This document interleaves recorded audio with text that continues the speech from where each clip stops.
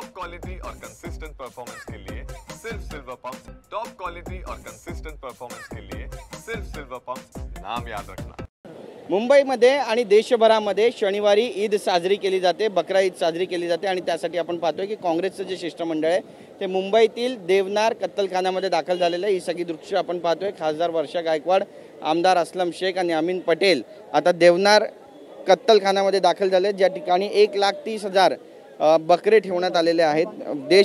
देशातल्या विविध कानाकोपऱ्यातून जिल्ह्यातून हे सगळे बकरे या ठिकाणी पोहोचलेत आणि इथल्या व्यवस्थेची पाहणी करण्यासाठी स्वतः वर्षाताई गायकवाड जे आहेत त्या ग्राउंड झिरोवर आता दाखल झालेल्या आहेत। ही दृश्य आपण या ठिकाणची पाहतोय आणि इथे काय नेमकी व्यवस्था केलेली आहे त्याची देखील ते पाहणी करतात। सगळ्यात महत्त्वाचं म्हणजे काही वेळापूर्वी पत्रकार परिषद झाली आणि त्यांनी स्पष्ट सांगितलं की या संपूर्ण परिसरामध्ये घाणीचं साम्राज्य पसरलेलं आहे आणि वारंवार सांगून देखील कुठेही ऐकलं जात नाहीये आणि कुठेही न्याय मिळत नाहीये। वारंवार तक्रारी प्राप्त होत आहेत आणि हेच कारण आहे की आज मोठा भ्रष्टाचार झाल्याचा देखील आरोप त्यांनी केला आहे। प्रतिवर्षी टेंडर काढले जातात, यावर्षी सुद्धा 25 कोटीचं टेंडर या ठिकाणी काढण्यात आलेलं आहे।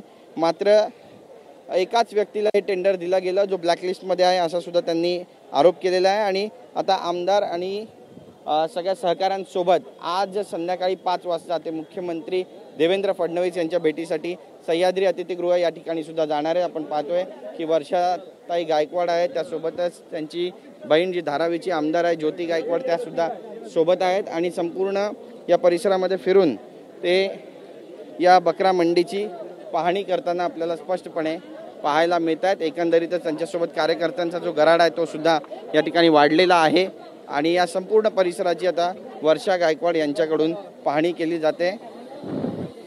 ईद जवळ आलेली आहे आणि त्यामुळे नेमकी काय उपाययोजना करण्यात आलेली आहे त्याचा जो पाठपुरावा आहे तो वर्षा गायकवाड यांच्याकडून केला जातोय आणि जेवढे शेड्स या देवनार कत्तलखान्यामध्ये बांधण्यात आलेले आहेत त्या सगळ्या परिसरात ते जात आहेत, पाहणी करतायत आणि पाहणी करून त्याचा जो रिपोर्ट आहे तो आज देवेंद्र फडणवीस यांच्याकडे ते सुपूर्द करणार आहेत आणि तक्रारसुद्धा करणार आहेत। कारण गेल्या अनेक दिवसांपासून वारंवार तक्रार येत होती आणि आपण पाहतोय की माजी मंत्री अस्लम शेख सुद्धा आहेत, वर्षाताई गायकवाड, अमीन पटेल सुद्धा आहेत। ताई, आत्ताच नुकतं एका बकऱ्याच्या शेडला तुम्ही भेट दिलीत, काय तुमच्या निदर्शनास आलं? ज्या तऱ्हेने व्यवस्थापन आहे तुम्ही सुद्धा कॅमेरा त्या ठिकाणी फिरवले पाहिजेत की बिलकुल त्या ठिकाणी कुठल्याही तऱ्हेचे व्यवस्थापन नाही। तुम्हाला वाटतंय का बघा हे बघा इथे माणसं जेवतात, ही व्यवस्था आहे।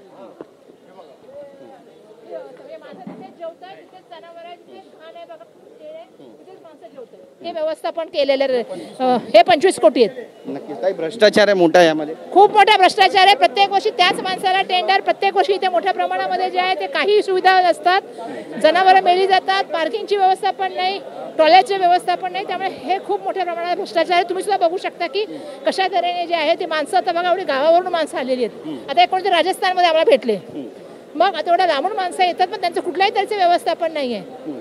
नक्कीच ताई, जवळपास 1,31,000 बकरे जे आहेत ते यावेळी मुंबईत दाखल झाले। माझा प्रश्न असा आहे की एवढ्या वर्षापासून ते जे 25 कोटी खर्च करतायत ना, एक अत्याधुनिक सेंटर इथे निर्माण करू शकत नाहीत ज्याच्यामध्ये साफसफाई होईल, धुण्याचं व्यवस्थापन काहीच नाहीये। तुम्ही बघा लोक खुर्ची टाकून स्वतः बसलेले आहेत घरातून आणून। दुजाभाव म्हणावा, दुजाभाव नाही, हा भ्रष्टाचार आहे।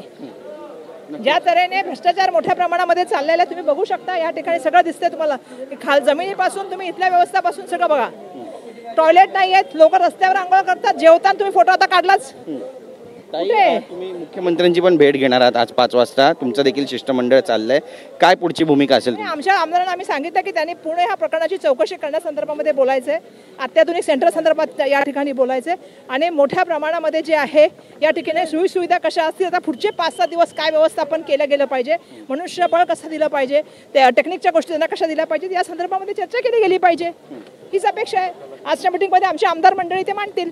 नक्की, धन्यवाद आमची बातचीत केल्याबद्दल। तर आपण पाहतोय की स्वतः वर्षाताई गायकवाड ग्राउंड झिरोवर दाखल झालेल्या आहेत आणि इथल्या सगळ्या व्यवस्थेची ते सध्या स्वतःहून पाहणी करतायत आणि मुख्यमंत्र्यांची सुद्धा शिष्टमंडळाकडून भेट घेतली जाणार आहे। देवनार डम्पिंग ग्राउंडची आणि त्यासोबतच देवनार कत्तलखान्याची जी व्यवस्था आहे ती सुधारली जाणार आहे का हे पाहणं आता महत्त्वाचं ठरणार आहे। कॅमेरा पर्सन संतोष कदमसह गिरीश गायकवाड, TV9 मराठी, मुंबई।